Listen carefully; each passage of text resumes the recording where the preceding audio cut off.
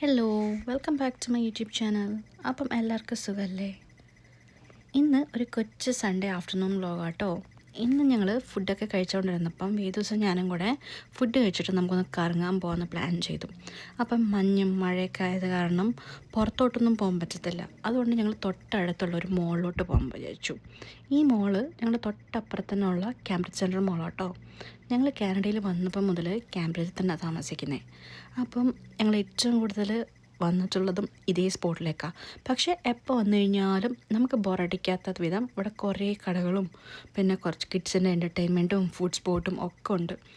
And ആദ്യം ഞങ്ങൾ വന്നത് ഞങ്ങളുടെ എല്ലാവരുടെയും ഫേവറേറ്റ് ആയിട്ടുള്ള ഒരു കടയിലാട്ടോ. ഇതെന്ന് വെച്ച് കഴിഞ്ഞാൽ ഒരു വൺ സ്റ്റോപ്പ് സ്റ്റോറാണ്. ലൈക്ക് എല്ലാം കിട്ടും നമുക്ക്. ജ്വല്ലറീസും ഡ്രസ്സസും ബാഗ്സും പിന്നെ കുട്ടികൾക്ക് കളിപ്പാട്ടം പിന്നെ മേക്കപ്പ് ആക്സസറീസ് എല്ലാം കിട്ടും. അതായത് നല്ല ബ്രാൻഡഡ് സാധനങ്ങൾ ഒരുപാട് പ്രൈസ്ഡ് അല്ലാണ്ട് ഒരു ഔട്ട്ലെറ്റ് പ്രൈസിൽ നമുക്ക് കിട്ടുന്നൊരു സ്റ്റോറാണ്. ഞങ്ങൾ ആദ്യം തന്നെ വന്നിട്ട് ഞാൻ ജ്വല്ലറി സൈഡൊക്കെ ഒന്ന് നോക്കി. എന്നതിന് ശേഷം എൻ്റെ ഏറ്റവും ഫേവറേറ്റ് ആയിട്ടുള്ള പാട്ടാട്ടോ അത് ബാഗ്. എത്ര ബാഗ് കിട്ടിയാലും എനിക്ക് മതിയാവാറില്ല.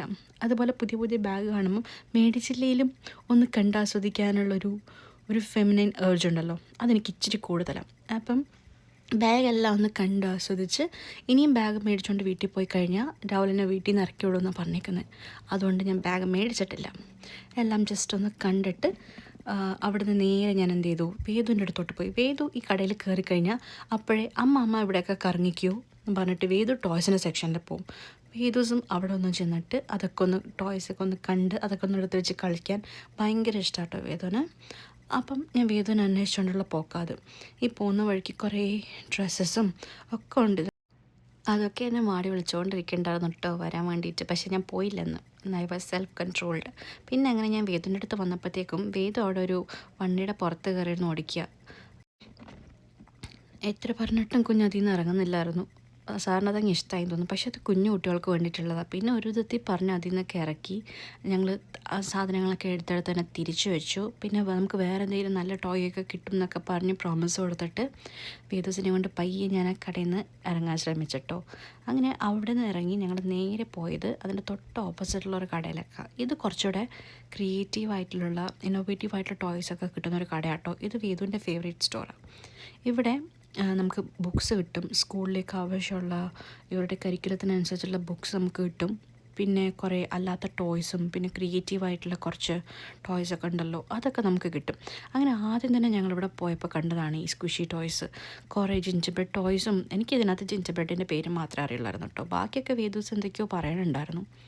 അങ്ങനെ ഓരോന്നിൻ്റെയും പേരൊക്കെ ഇപ്പോൾ എനിക്ക് അവനാണ് പറഞ്ഞിരുന്നത്.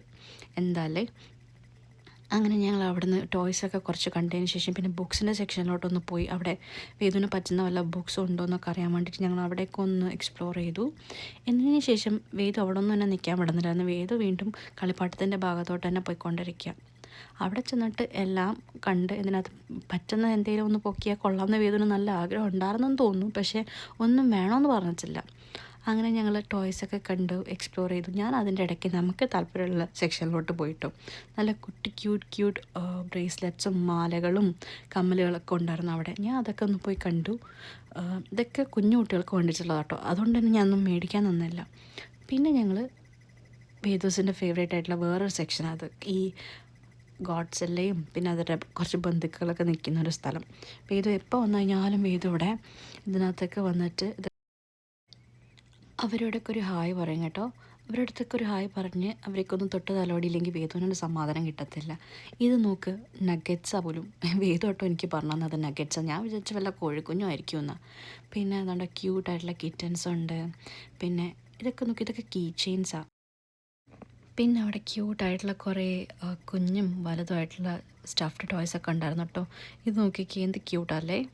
അങ്ങനെ പിന്നെ ഞങ്ങൾ അവിടെ നിന്ന് നേരെ സ്റ്റിക്കീസിൻ്റെ സെക്ഷനിൽ വന്നു. ഇവിടെ വന്നപ്പോഴത്തേക്കും വേദുവിന് ഒരെണ്ണം മേടിക്കണമെന്ന് ഭയങ്കര നിർബന്ധമായിരുന്നു കേട്ടോ. അങ്ങനെ അവസാനം ഞങ്ങൾ അവിടെ നിന്ന് ഒരെണ്ണം എടുത്തു. നിങ്ങൾക്ക് ഗസ് ചെയ്യാവോ ഞങ്ങൾ ഏതാ എടുത്തതെന്ന്? അങ്ങനെ അവിടെ നിന്ന് അതൊക്കെ എടുത്തു പയ്യെ ഇറങ്ങി. പിന്നെ ഞങ്ങൾ പോകുന്ന വഴിക്ക് ഒരു ഐസ്ക്രീമൊക്കെ മേടിച്ചു. കിഡ്സിൻ്റെ പ്ലേ ഏരിയ കണ്ടതും വേദു അപ്പോഴേക്കും ഒരൊറ്റ ഓട്ടമായിരുന്നു. അപ്പോൾ എനിക്ക് അത്രയേ ഉള്ളൂ. See you in another video. Bye by.